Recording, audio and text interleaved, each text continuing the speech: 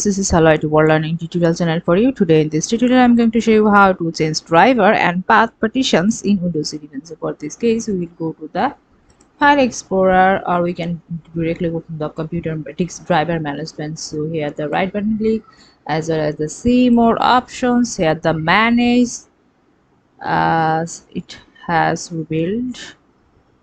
See, this is the thing where computer management. So here the disk management, it has kept the thing here. So we wanna change the new volume. So click a path or driver. So how? So here the things, when you just click the right button and change driver later and path. So click here.